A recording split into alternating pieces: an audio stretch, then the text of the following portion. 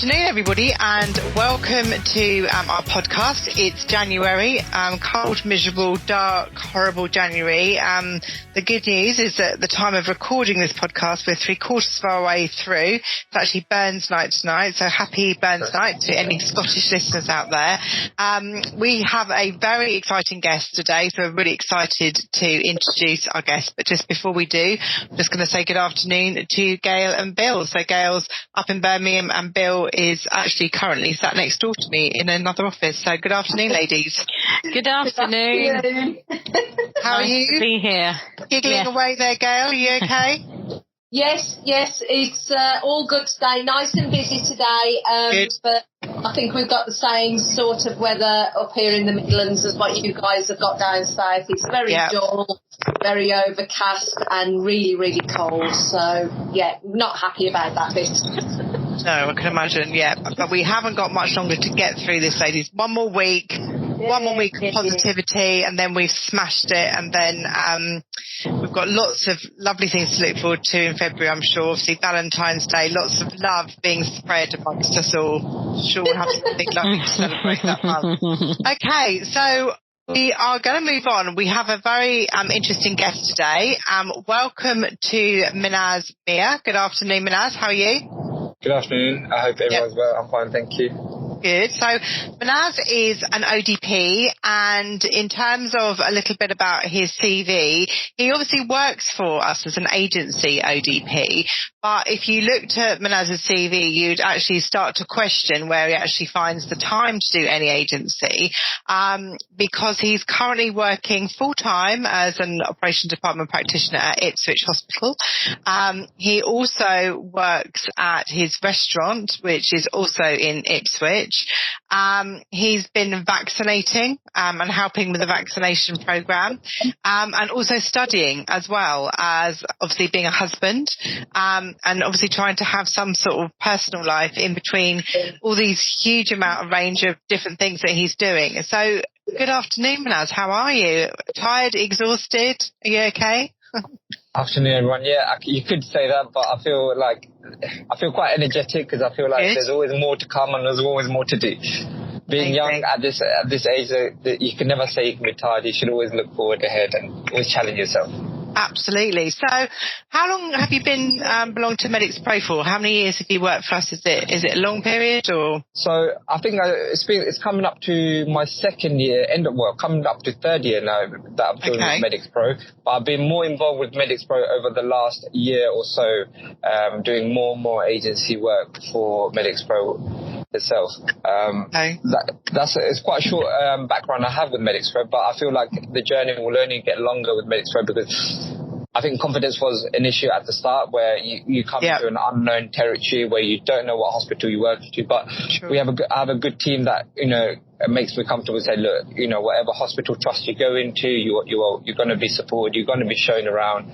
I always, beforehand, if I go and do an agency shift, I make sure that I know what I'm doing, I know what is required of me before I accept an agency shift, and I think Medics Pro do that really well. Good, excellent. So you've been working at Ipswich Hospital full-time as an ODP since September 2015.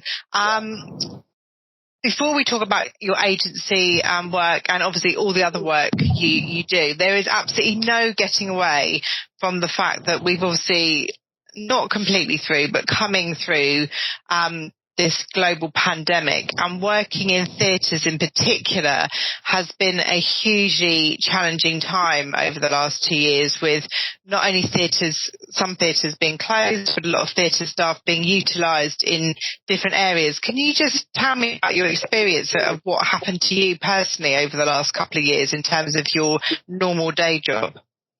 So the area of specialities I work in Ipswich Hospital is gynecology and obstetrics is a 24-hour emergency cover. I've been doing that job for coming up to 7 years, and emergency obstetrics is 24/7, 365 days in a year, and that's something I've been doing. Yeah. With gynecology and gynae-oncology services being stopped, it meant that half of the staff that was working in the department wasn't needed or required. It was meant then we are going to be either moved on to intensive care or HDU, which unfortunately many of us were in the unknown fearing for our life. What's going to happen? Where do we go? But the way I saw it as, look, it's a way, it all depends how you're going to take up that skill. Are you going to take it in a positive way? Are you going to take it in a negative way? Are you going to utilize that skill? It's all down to your mindset if you're going to use that opportunity to better yourself and progress yourself. So I thought, my name won't come out of the hat. I might get away with this. I might be saved. I might be in my department. Unfortunately, my name came out of the hat. I went to intensive care. And intensive care, it was unknown because we were short-staffed, a lot of issues, a lot of intensive care sickness. We were put into the unknown. Look, this is your patient. Here you go. Look after the patient.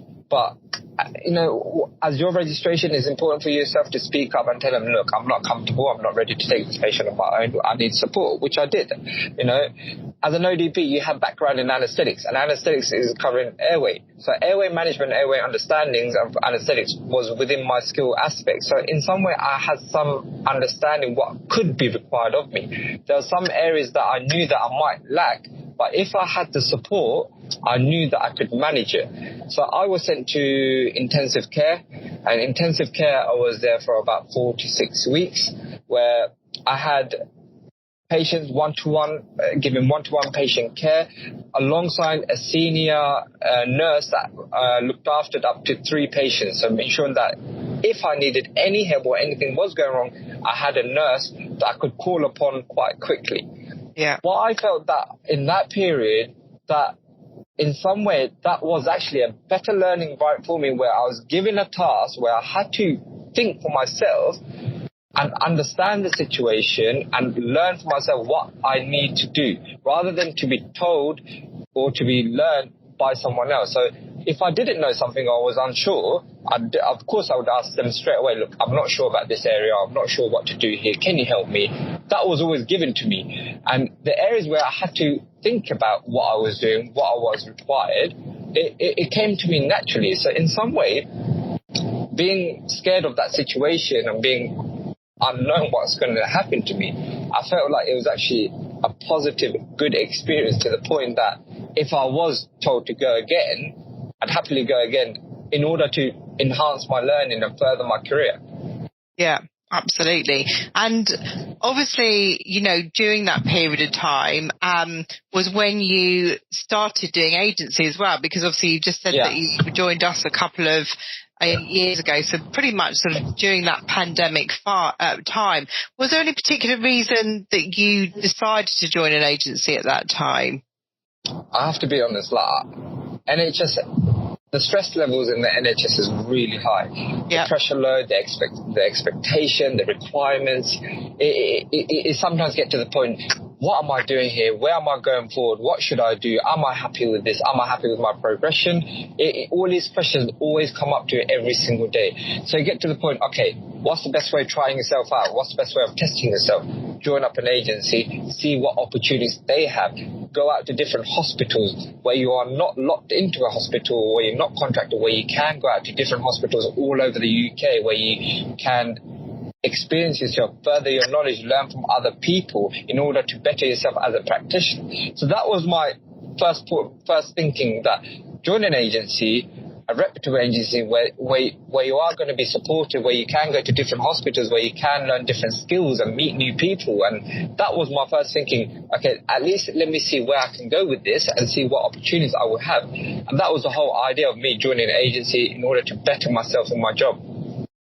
So how many when you first started, how many shifts were you doing? Were you doing like 1 a week or 2 a week? I was averaging 1 a week, but for the last year I've been averaging at least 2 to 3 times a week. Right. Obviously during the pandemic time, were there theatre environments for you to go to as agency, or were you being put into other sort of ITU environments with your skills? So whenever I spoke to the agency, I did tell them, look, I've just only been involved with the ITU. My skill match is not 100% quite there yet, because we have to remember, whatever you do, you're doing it for the best interest of the patient. So there's no point in me going to an environment where I'm not 100% competent enough to in order to fulfill my job. So I would tell them, look, I can do this, I can do that, I can do this. And that was very clear to the agency staff that, look, it's not a skill match where I can go into. And unfortunately, ITU requires a lot of focus, a lot of attention, a lot of skills, which at this moment, I still don't feel I'm 100% at that level. But who's to say that I want to focus and I want to push on myself, to challenge myself, to learn these aspects, and in order to make me a competent and an open practitioner. Absolutely. I think, Minhaz, as you've alluded to so far, in talking about your experience, it doesn't matter how long you've been qualified for, or what your speciality is, or where you go to work. Every day is a school day in healthcare. Exactly. Yes. Whether you're a nurse, a support worker, an ODP, a GP practice nurse, ANP, everything. It's all about teamwork, and we're all there. We're all on duty for the common cause of providing patient-centred care to the best of our ability and to exceptional levels, working under the pressures and the stresses that are going on within the organisation that is the NHS. But, you can never learn too much. Every day is a school day, and whatever life throws at you, I think, just grab it with both hands and just make the most of those challenges. And even if you feel that perhaps it is a really, really negative situation, like everybody went through in early 2020 when the pandemic first started, obviously there was so much negativity and so much darkness for a lot of people. But out of that, there has to come some good. People learn new skills and new competencies and gain a lot more knowledge. So I think whatever negative stuff is thrown at us, we have to push forward, turn it into a positive, and, just take what we can from it in a good way. Yeah. That's 100% correct, and I feel that this pandemic has only made me want to achieve more, and only want me to go out and challenge myself, because if God forbid that if this pandemic didn't ever happen, I wouldn't know how much I would have pushed myself. I wouldn't know how much I would challenge myself, because that's only made me. It was because of no choice, only to be told, go out. You need to go to this department. You need to do it. It was only by pressure I had to go and do it, and now that pressure has given me confidence to challenge myself to go out and do different things. And the NHS, as much as how difficult the situation and how under pressure the NHS is, it's an environment where you learn every single day, and as a healthcare professional we are required to learn every single day, because medicine is always changing, medicine is always advancing. So in that way I do feel like I'm learning every day, and speaking to higher professionals like consultants and other allied health professionals, or even someone like a theatre assistant or a theatre practitioner or nurses, where I would ask anyone any types of question in order to better myself and to improve my skill and knowledge, because I've been working in this for 7 years.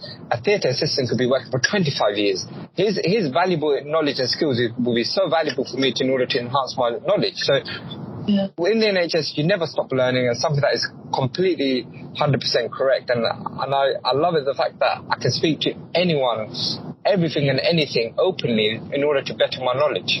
Yeah, and I suppose when you look back since the pandemic started, when you reflect on the new skills that you've been taught, the knowledge that you've gained, even though we don't want the pandemic, we don't want COVID ever again, but when you reflect back, you wouldn't change the situation, would you, to gain what you have gained over the last 2 years? So Never, no, never. This is actually opened the doors up for me to do things. And not only that, I think it's opened the doors up more educationally, where the hierarchy has seen that, look, there are more opportunities such as ODPs. I don't think ODPs ever worked in intensive care that I know in Ipswich Hospital. I can't speak about others, but Ipswich Hospital hasn't. And now they've employed 2 ODPs to work in intensive care. They've seen that ODPs do have the skills, do have the background knowledge that where they can train them up to work in intensive care. So I do feel like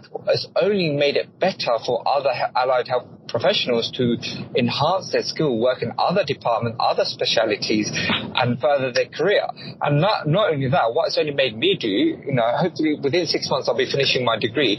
I want to further on my knowledge where I want to take part. I'm looking to apply for the Anaesthesia Associate Master's degree next year's March. So that is my plan in order to do that. So like you said, you never stop learning. Yeah. And I want to continue learning because I know that there's so much more ability in me that I can further myself.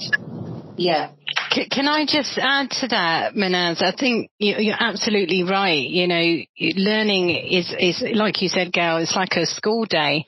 But on the other side, we've interviewed ITU Band 7s to work for us, nurses, and we've all, I've spoken to them about what's been happening during COVID and how nurses were deployed from all areas to come and work in ITU, and quite a few of them said that they found that the ODPs and the theatre nurses that came over to ITU to work were the best, and they would have no problems whatsoever recruiting them to actually work for the department.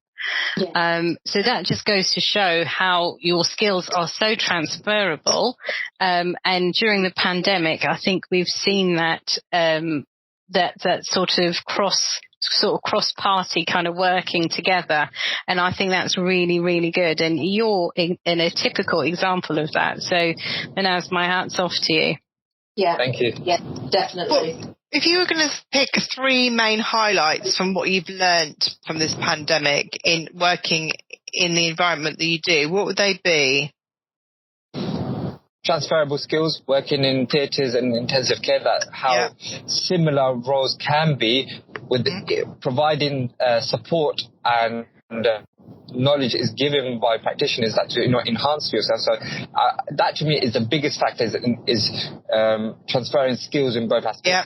And the other thing might not be related is that how teamwork and communication works so well when everyone works as a team. That's one thing I've seen during the pandemic, that when you communicate well, when you work as a team and you have the same objective, that anything can be achieved. And that's one thing I learned when I was in intensive care, that if you do effective communication and good teamwork, then it makes your understanding, your knowledge, and the patient care so much more easier. And not only that, it saves you from things like never events or near misses, and it shows how important communication is and how important teamwork is. And these factors I've missed out so much. And look, I've been qualified 7 years, and I'll be honest with you, I've never really value how important communication is, and I never used to value how important teamwork is. And now I see the importance of doing the surgical WHO checklist, which is such an important factor that I highlight so much in theatres, that we need to have full focus on when the WHO checklist is done, and that we all are on the same page and highlight any key areas of concerns that we have for our patients. That to me is such an important factor that I've learned during the pandemic, that teamwork, communication is so important to providing the best patient care. Excellent. One of the other things I just wanted to touch on was that, with everything else going on at the moment, at the time in terms of the pandemic, another thing that you wanted to get involved in was vaccinating. Why did you decide you wanted to get involved in vaccinating? At the time, when things were, I felt like I was only working in intensive care because the restaurant was close to the public and we were only in takeaways. And at times, so I didn't need to be at the restaurant as much as I needed to be, because I had well enough staff to cope on the road. And then it came to the mosque, where I'm quite heavily involved with our local mosque, where I go for prayers, and it came on the news that there was a lot of hesitancy within our community where they didn't have enough trust or enough information. Yeah. And one thing I like to do is always speak to my community to understand what is the root cause of the problem. And the root cause of the problem was that they didn't get the information that was required for them to have comfort in taking a vaccination. And that's where we went wrong. And a lot, like media reporting, they didn't get to the root cause of it, why they were hesitant, why did they not want it. I come from a Bangladeshi background, Bangladeshi, Pakistani, Indian, all background. They all have the same issues, that they need to be told, they need to make sense that what they are putting into the body is the right thing. What is it? What does it do? What are we trying to prevent? They needed these answers in order for them to feel comfortable that they're doing the right decision. And that, to me, that was missing in our community, where they needed to find someone who they can openly speak to about questions. Like, for example, the females in our community, they had concerns for such as pregnancy. Is it right for pregnant women to take the vaccination? What about if they're on hormonal medication? Is it going to affect them long term? So it was more that they had these questions, and who can they go to get these answers? Look, I'm a qualified practitioner. There's certain things I can say, and there's certain knowledge that I have, but I can, however, pass them on to the right people in order to say, look, can you explain this person, or can you advise them? And from my point of view, what I said to them, look, this is all regulated medicine. This is regulated vaccination. The information is out here. It is safe. It is well transparent. That it is safe within us to do it. Why we're doing it is to prevent ourselves from seriously getting ill and avoiding us to get into intensive care. So I made them aware that, look, this vaccination doesn't actually stop you from getting COVID. It actually prevents you from getting seriously ill. So it's things that is more to make them understand what the vaccination was for. And I felt like if I took part in the vaccination scheme, it might actually help them to feel more comfortable with someone within their community who is there. They can ask questions, and at the same time I can vaccinate and also support them, or any queries or questions they have, they can ask me or my other community members. So I felt that they felt much more comfortable to ask someone like myself or my community members to answer the question. And that was the main thing I noticed within our community, that was the concern they had. Yeah, absolutely. And do you feel that you've made such a difference during that period? I think I did, because I noticed a lot of hesitancy in the 50 plus. There was more hesitancy that the younger generation in my community were all, forward thinking, understood what was going on. It was more that generation, like my father, his friends, his generation, who didn't have that understanding to why it was very important for them to have. And I do feel like my message has come across, and look, this pandemic is not over yet, and I feel like the booster vaccine can be pushed more in our community, and I hope that I can speak to the community and see if I can support them in any other way to push this vaccination scheme and get it to the required level. Why is there such a hesitancy with the booster?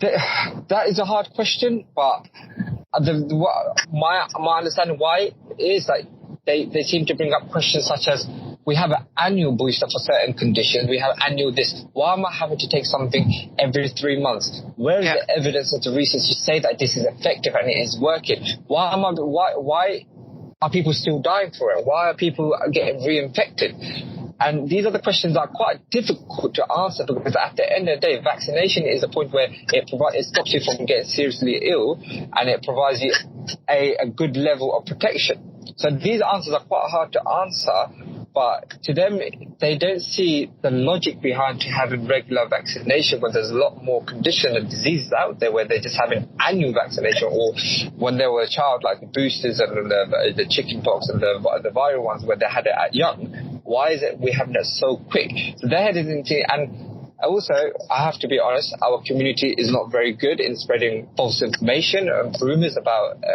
vaccination. Now, social media as well is also another bad factor, promoting wrong things. And when they do see them stuff, they seem to attract themselves into that information. And what does it do? They forward it to other people. And once you forward it to other people, you've got mass information, wrong information going to the public. And that's what's happening in our community. That's what I feel, because there isn't I can't see anything else for them to be that hesitant. When I do speak to people, so-and-so, I've had this happen to them, so-and-so's happened to them, I feel a bit more hesitant, so I'd rather protect myself and just keep myself safe away from vaccination. But it's nice that they do have someone like you, Minhaz, in their local community, somebody with knowledge and hopefully the ability to try and change their mindset, and to encourage them and to be, more proactive and go forward, even if they haven't had the initial COVID vaccinations, to start there and then hopefully just keep reassuring them and keep supporting them all through the process. Yes, and that's something I'm keen to do, and I'm pushing as much as I can to be out there for my community and help them to understand, because, like I said, we're all in it together, and the best way out of this is to do the right measures and take up on the vaccination scheme. Exactly. Yeah. So, amongst everything, you did just very briefly touch on it when you were talking about, your sort of day job. You run a restaurant, you own a restaurant as well. Yeah, is that correct? So my father, we had the restaurant for coming up to 40 years. I've been involved with the restaurant for the last 12 years. Before COVID, I think he made the decision to step down, and he's a well-established man in Ipswich, and everyone seems to know him. And I felt like the restaurant, the Maharani, which is the name of the restaurant, I felt like it's a family business, and we should keep it within the family. I've always had a special connection with that restaurant, and I felt like I could never walk away. Look, we said the best food in Ipswich, shadow of a doubt. I'm probably the best waiter in Ipswich, shadow of a doubt. But however, facts has to be said. But in that side, what's important is that, when you fall in love, or when you fall in love with a place, environment where I grew up, because I remember my father used to take, when I was about 9 years old, 10 years, he used to take me to the restaurant. He said to me, look, I'm not here to work. I'm not here to do anything. I want you to talk to people. I was quite shy. I was quite reserved. I never used to talk to anyone. So what he would do, in a Friday night, 60 people, 70 people in the restaurant packed, he would make me go to every single table and speak to them. I don't know who they were. And it got to the point that now I understand why he's done it, but at the time I hated it. I hated going to the restaurant. I was like, why is he making me do that? And then me being quite clever at times, on certain days, I would make up things like, it's my birthday today. And the customer has to give you something. Like, a young chap has come up to me. He said it's his birthday. There you go. I made £100 that night. And then, you make money quite easily. So I'm thinking, I made my money easily. I can do this every single day. So my dad's realized. So he's realized that he's coming in every single day. And so from then, I built a bond with the staff, with the restaurant, with the customers, and he always said, look, the reason why I bring you to the restaurant is to encourage confidence in speaking and managing and supporting the family business. So as I grew up, I used to go there every Friday and Saturdays after school on a Friday. I would help out taking orders and running the show. And then as time went on, it became a permanent Friday and Saturday position. And then as I was in uni, I used to live in London as well. I used to come back every weekend and help out as well on the weekend. And I know that you start to build a relationship with your customers, and the customers start to know who you are, what you do, what you wear, where you work, and they know your father. They don't call me by my name. They actually call me, my dad's name is Manik. They call me Junior Manik. So, they see me as the little Manik, the little one. So that's how, if they don't see my dad, they see me. So they built a relationship with my father, and they've also built a relationship with me. So Ipswich is quite a small environment and quite small people, and everyone knows everyone, and I've built a very good relationship with all my customers. And since before COVID, my dad decided to step down because he's been in the trade for coming up to 40 years, and I said to him, look, I can't let this place go. We need to do whatever we can to keep it in the family business. So I decided to step up, and with his support in the background, to oversee the place and keep it going with a good team in place. I've got a lot of family members that work for me. I have a good team in place, and with the team we have, They run the show as well when I'm not there, when I'm working on nights or weekends or at the hospital to run the show. And I've been running for the restaurant for the last coming up to 2.5 years. Probably the worst time to take over during the pandemic, where we had to close the restaurant and we were only doing takeaways. That was really, really hard, where we were at a loss, breaking point, dangerous points of the business where we didn't know if we were going to survive. But luckily with government support, we pulled it through.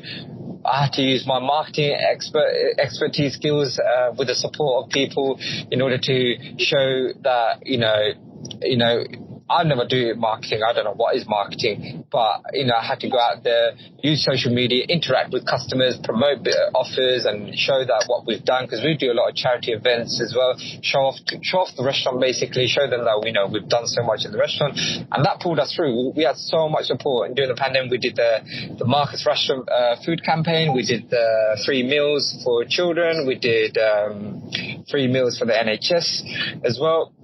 I also gave a check to the NHS as a gift from the restaurant.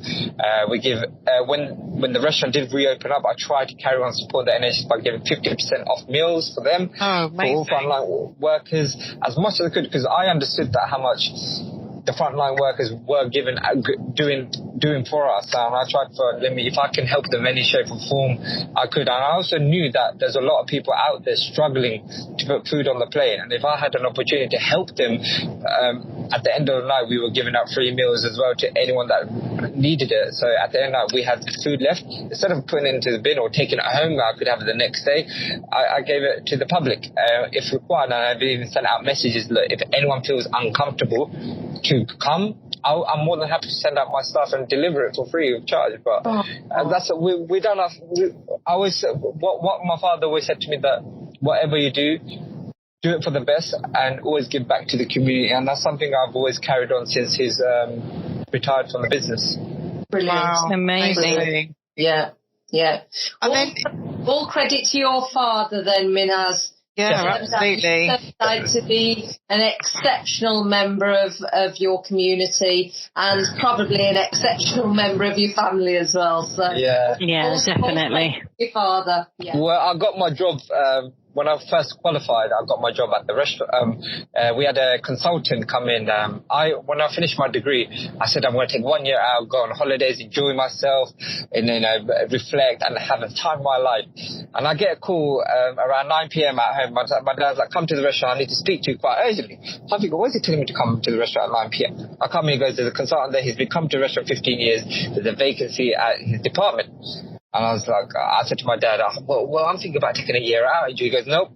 You're qualified, you go to work straight away. So I approached the customer, and he goes to me, yeah, there's an ODP required in our department. I was like, well, when do you guys need it? Is it in 6 months' time, or is it 3? No, we'll be interviewing in the next 3 weeks. I'm like, okay. I'll put my application in. Let's see what happens. And I put my application in, I had an interview, and that day I was given the job.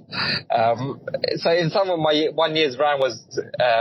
plan didn't go ahead, and I started the job a month later. I qualified. So amazing. In some way, the restaurant has helped me to stabilize and get a job very quickly and efficiently. And I meet so many people through the restaurant that not just job wise and looking after them wise, like for example, plumber, electrician, or friends that can help you out with certain things. And I bought my car from a person that works for a dealership, and they can sort you out on things. So it just shows that you meet so many people in that environment, and it's just so good that you make friends. But sometimes I do forget which environment in. Like if I'm at the hospital, I forget that when I take a call, I sometimes say, good evening, Murray, how can I help you? I'm like, I'm clinical today, so... Can I have a vindaloo? Yeah. So sometimes I have the moments where I forget what environment I'm in. And you get the person on the other side of the phone thinking, sorry, what did you say again? Oh, sorry, it's Minhaz Miah, ODP, how can I help? So it takes a bit of time to get back to work routine. So I'm looking as we speak at your amazing website for your restaurant. restaurant, which looks absolutely fabulous. The food looks delicious. So if anyone is in the Ipswich area or visiting the Ipswich area, I mean, I don't live a million miles from Ipswich. It wouldn't be completely, crazy for me to go to Ipswich one evening. So I might actually keep your number on speed dial, Minhaz, so I can get myself the best table in the house. What would you recommend then? Because in terms of the amazing different types of cuisine that your restaurant does, if you were going to pick 2 dishes to recommend to somebody, what would you go for? So, like I always say, that I have to clarify that I'm also one of the best chefs that is known in Ipswich as well. I have to give a position to the chef. So that's one thing. I can't cook for you. I'll have to allow my chef to cook for you. But yeah, if you see our menu is pretty scary. It is beyond exactly. So this is why I need the recommendation, because it's just I don't know if my dad would go sleep and see dreams of food, because he would add it next day. He'd add a new menu on the dish. I said to my dad, "Okay, Dad, you add all this menu on the dishes, they will stick for their madras, their vindaloo, the boonas and jalfreys and masalas. They'll always have that. You add them. He makes the menu. The menu is fantastic. It's so open and so diverse. It's brilliant, but." Majority of the customers will always go with what they tend to trust and what they tend to have. So that too, he was like, no, my regulars will always try new dishes. And what it would do on a Friday night, it would just confuse the chef. Because if you have 150 orders and you have all types of dishes coming in, it only slows down the kitchen. It only makes the kitchen slow down more. But Dad, he's very open to getting customers to try different fishes, different dishes, fishes, all types of dishes. That we also got like a vegan menu as well on the menu. That also it stresses the kitchen out, because vegan requires separate stations, separate everything. And my chef's like, now your dad's not involved, please change something, because this menu is very, very confusing. But the demand for vegan has gone up. So in some way, it's only enhanced the business. And we are the only Indian restaurant sitting in to provide a vegan cuisine. So in that aspect, it's brilliant that we've got a vegan menu, because believe me, it took me a year to make with my father, because we had a lot of taster sessions, a lot of cooking sessions, because vegan is hard to get right, but especially with Indian Bangladeshi cooking style, to get the blend of spices right. It took us a long time to get that blend and the menu right. So we've done that. So the 2 dishes I'd recommend that I think is best on the menu. If it's not cooked by me, if it's cooked by the chef, then I'd say the handy chicken. The handy chicken is basically it's a homemade cooked style boona, cooked with all homemade spices. It's basically, you feel like you're going to Bangladesh, sitting outside the sea in the Bay of Bengal and just sitting and eating a curry. That's how it feels like eating that curry. So that's one of the best dishes on the menu. That's homemade. Another one is hungry. I know, I'm starving to listening to this. I'm looking at the menu and I'm thinking, oh my God, I'm having chips tonight. This is not right. And the second one? The second one is called a sizzler. So sizzler basically, it's a very common dish, but it's a common dish, but it's the way you cook that common dish. So if we cook it in a tandoori oven, it's like a shashlik style. So shashlik is put onto the pan, a frying sizzling pan with a bit of butter, a bit of oil, all the sizzling going on with a boona sauce topped onto the top with spicing and sizzling. That to me is full of flavors, full of taste, because shashlik gives another dimension of taste and flavors. So the reason why I've given 2 types of dishes is because the shashlik style is more healthier, and being a healthcare practitioner, I should be promoting healthy eating. So that's why I'm giving you 2 options. If you're feeling a bit more healthier, then I'd say the shashlik. If you're feeling a bit more lazy on a Friday night and you want to go out then go all out, which I'm doing now at the moment, then I'd go for the handy chicken. Wow. Fantastic. Oh my goodness. Sounds amazing.